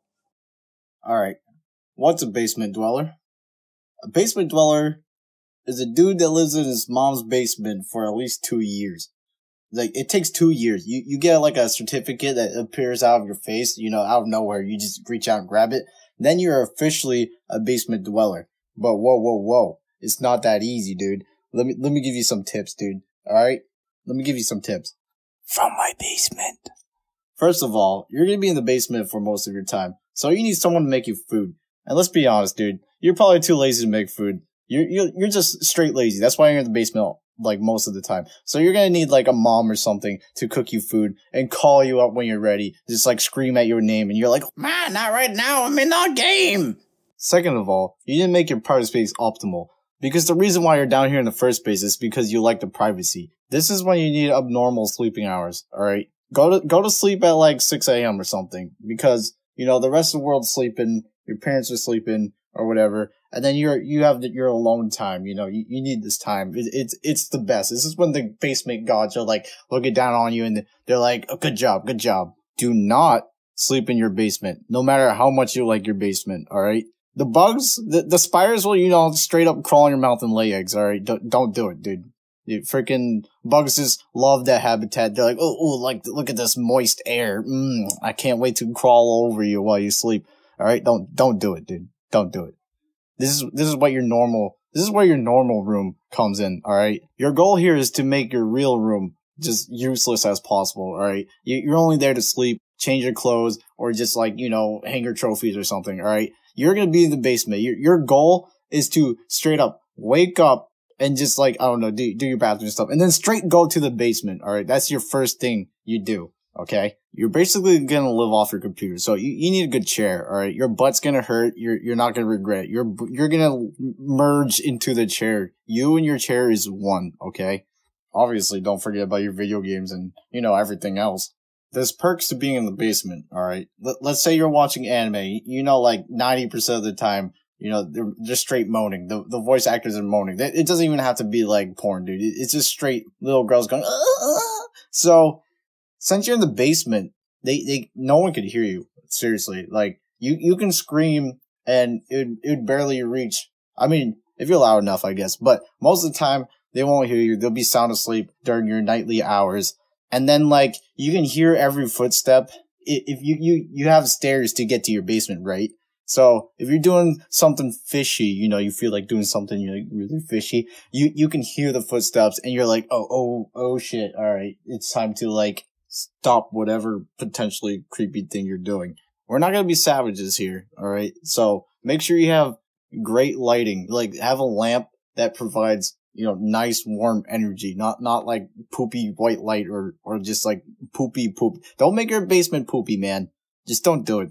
Alright? You're gonna be chilling here for so long that might as well just make it nice, alright? If you don't know how to do that, just like Google it or something, alright? You're grown. You're a grown nerd. You got this. And last but not least, make sure to make yourself look like the biggest loser ever, alright? It's not that hard, dude. You just go up to any girl, and then you'd be like, yeah, I live with my mom in the basement, alright? That's your main goal here, okay? You know what? If they actually like you after hearing that, dude, that just means they're meant to be. You're probably basement dweller too. You can, like, make basement dweller babies, alright? Okay? You ever seen a basement dweller baby? Well, now it's time to find out. Well, there you go. You got your certificate for being a basement dweller. Good job. You achieved many things in life, okay? You are a champion. Hey, his diet is straight from the basement, not live. Thank you for watching my video. Please support me by hitting the subscribe button, the like button, the share button, you know, all those buttons. And I'll be cranking these out every Monday. Yeah, basement dweller pride. You know, don't get those spiders in your mouth. You know, you don't want eggs. You don't want eggs in your stomach exploding down to your bowels. 後でお仕置き。大丈夫。大丈夫。大丈夫。後でお仕置き。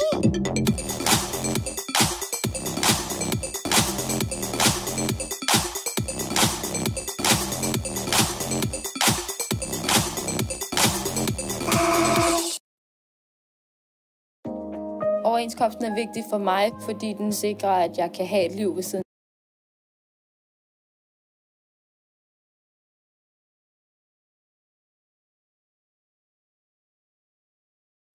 No! Squid neutral!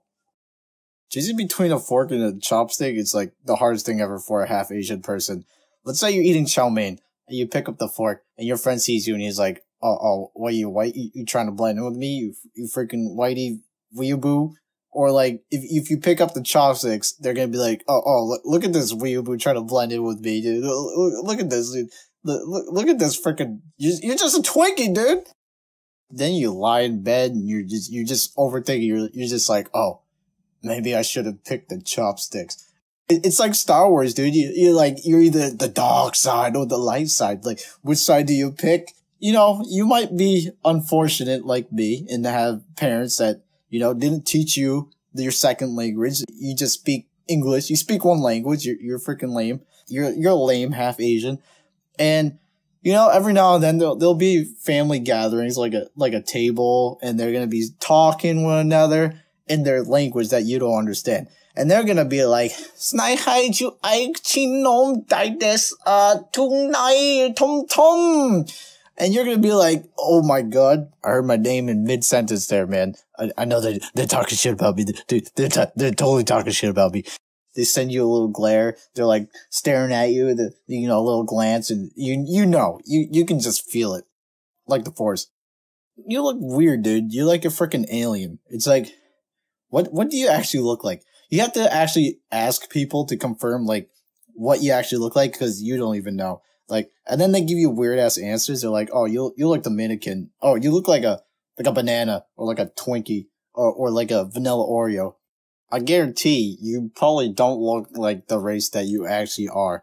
If you're like Cambodian, you're like half white, half Cambodian. Guess what, dude? You don't look anything like Cambodian, man. You freaking look like an alien, dude. You know, this might cause problems along the way of feeling alienated. Like, if you go up to a bunch of Asian friends and you're like, yo, what up? But you don't speak their language, or you don't look like them, but you share their cultural background that you've lived your whole life, like, it's just like, you're just gonna feel a little bit left out. Or if you go with let's say white people, you're just, okay, let's be honest, you're gonna feel completely Asian with them. You're just gonna be like that one Asian guy, alright? They're gonna call you Asian, you know? They're not even gonna look at you like you're white, unless you act completely white. But, most of the time when you're half Asian, the Asian culture just takes over because it's so out there. It's like, you take your shoes off at home. You don't want the floor dirty, man. I had roommates that I tried to persuade them to like take off their shoes because I just felt like the floor was getting dirtier and dirtier. Every time they entered my room, I'm like, dude, is that shoes, man? Is that shoes? And then they'd be like, oh, I have to take it off. Oh, that's so much work. I'm like, dude, but you're making the floor so dirty. It still blows my mind to this day, but, whatever. White people love their shoes. Yeah, this is cultural differences, like, when you're growing up, white culture is all around, so you don't really notice it, so you absorb the Asian culture a lot more. So most of the time, half Asians are going to mostly be more Asian, usually. But, if you're that side, that's not a problem. That's not bad. You get to pick a side, you pick the dark side, or the light side. And then there's anime. Oh my god, there's anime. You know how most Asians could get away with watching anime and reading manga and even drinking bubble tea?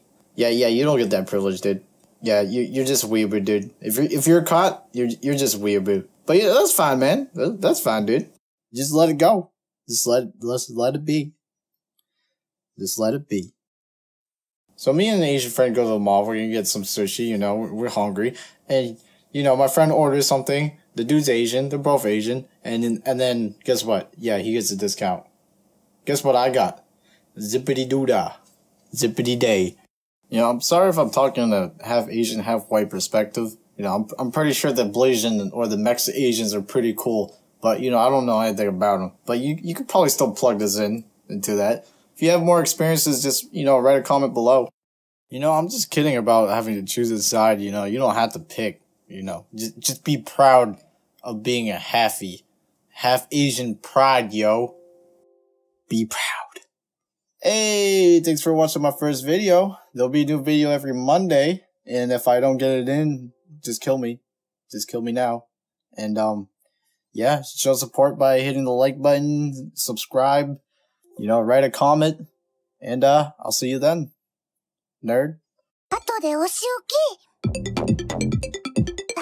job.